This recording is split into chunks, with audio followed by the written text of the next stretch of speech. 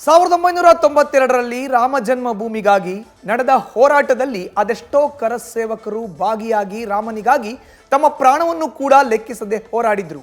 ಜೈ ಶ್ರೀರಾಮ್ ಎನ್ನುವ ಘೋಷವಾಕ್ಯ ಕೂಗುತ್ತಾ ನಡೆದಿದ್ದ ಹೋರಾಟದಲ್ಲಿ ಕರ್ನಾಟಕದ ಹಲವು ಕರಸೇವಕರು ಇದ್ರು. ಅಂತಹ ಕರಸೇವಕರಲ್ಲಿ ಒಬ್ಬರಾದ ಮಂಡ್ಯ ಜಿಲ್ಲೆಯ ಮದ್ದೂರು ತಾಲೂಕಿನ ಲಿಂಗರಾಜು ಅಂದಿನ ಹೋರಾಟದ ರೋಚಕ ಅನುಭವವನ್ನ ಮೆಲುಕು ಹಾಕಿದ್ದಾರೆ. ಅವ್ರು ಏನು ಹೇಳಿದ್ದಾರೆ ಬನ್ನಿ ನೋಡೋಣ. ನಾವೆಲ್ಲ ಜೈ ಶ್ರೀರಾಮ್ ಅಂತೇಳಿ ಅವು ವಿವಾದಾಸ್ಪದ ಕಟ್ಟಡ ಇರ್ತದಲ್ಲ, ಆ ಕಡೆ ನಾವು ಸಾವಿರಾರು ಜನ ಕರಸೇವಕರು ನುಗ್ತೀವಿ ಸರ್.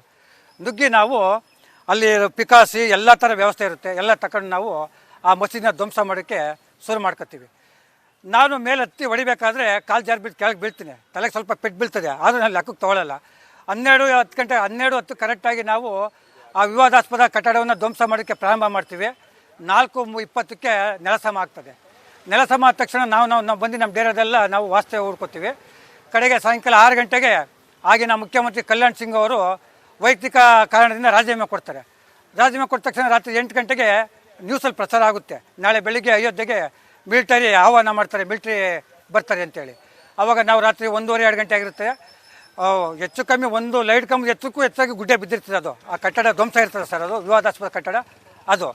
ಆವಾಗ ನಮ್ಮೆಲ್ಲರೂ ಎದ್ದೊಳಿಸ್ತಾರೆ, ಲಕ್ಷಾಂತರ ಅವತ್ತು 8-10 ಲಕ್ಷ ಜನ ಕಾರ್ಯಕರ್ತಿರ್ತೀವಿ ಸರ್ ಅಲ್ಲಿ ಅಯೋಧ್ಯೆಯಲ್ಲಿ. ಕರಸೇವಕರು ಲಕ್ಷಾಂತರ ಕರಸೇವಕರು ಆ ಗುಡ್ಡೆ ಎಲ್ಲ ನೆಲಸಮ ಮಾಡಿ ಮಟ್ಟ ಮಾಡ್ತೀವಿ.